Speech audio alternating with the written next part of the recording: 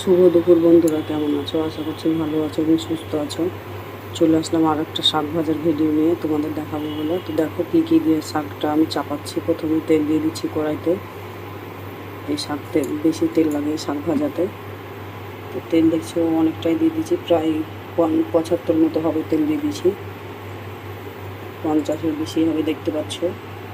তেলটা এবার গরম হলে পরে তোমার রসুন থেতো করা আছে, রসুন দেবো।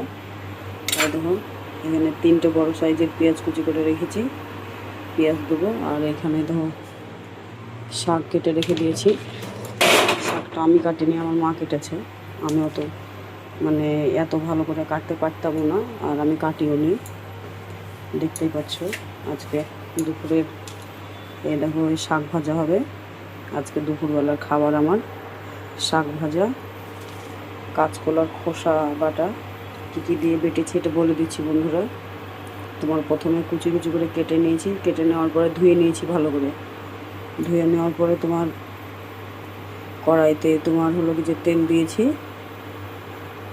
তেল দেওয়ার পরে তোমার এটাকে মিক্সিতে পেস্ট করে নিয়েছি বন্ধুরা। তোমরা চাইলে শিলনোড়াতেও বাটতে পারো, তো আমি মিক্সিতেই বেটেছি। তোমার আগে সেদ্ধ করে নিয়েছিলাম, তোমার কী কী দিয়ে বলে দিচ্ছি। আমি একটা পেঁয়াজ দিয়েছিলাম, রসুন, কালো জিরে, কাঁচা লঙ্কা আর কলার খোসাটা একসাথে সেদ্ধ করে নিয়েছি কড়াইতে। সেদ্ধ করে নেওয়ার পরে লবণ দিয়ে সেদ্ধ করে নিয়েছিলাম, তারপরে তোমার মিক্সিতে পেস্ট করে নিয়েছি। তারপরে কড়াইতে তেল দিয়েছি, একটুখানি হলুদ দিয়ে তোমার এই বাটাটাকে ঢেলে দিয়েছি। ভালো করে কষিয়ে নেড়ে চেড়ে করে দেখতে পাচ্ছ কত সুন্দর হয়েছে। খুব সুন্দর লাগে খেতে, দারুণ লাগে। আর এই দেখো তরকারি রান্না করেছি আজকে তোমার কাঁচকলা, আলু আর উচ্ছে টমেটো দিয়ে তরকারি করেছি।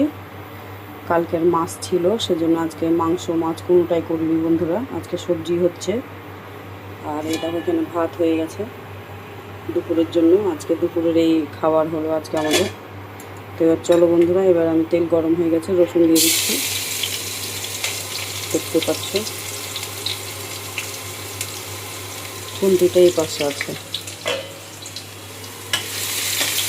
ভালো করে তোমার এর করে নিয়ে পেঁয়াজ কুচি দিয়ে দিলাম।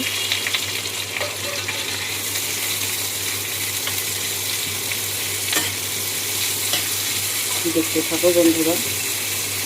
আর একটা জিনিস বুঝতে পারছি না আমি, যে ভিডিও তোমার ক্যামেরায় বানাচ্ছি, ভিডিওটাকে যেরকম পোস্ট করে ওরকমই পোস্ট করছি, কিন্তু দিয়ে 1 পার্ট 2 পার্ট 3 পার্ট 4 পার্ট এরকম কেন দেখাচ্ছে এটা বুঝতে পারছি না। তোমরা যদি কেউ জানো বন্ধুরা, তো একটু কমেন্টে প্লিজ বন্ধুরা একটু বলবে কেন এরকম দেখাচ্ছে, কোনো ভুল হচ্ছে কিনা বুঝতে পারছি না। তো দেখো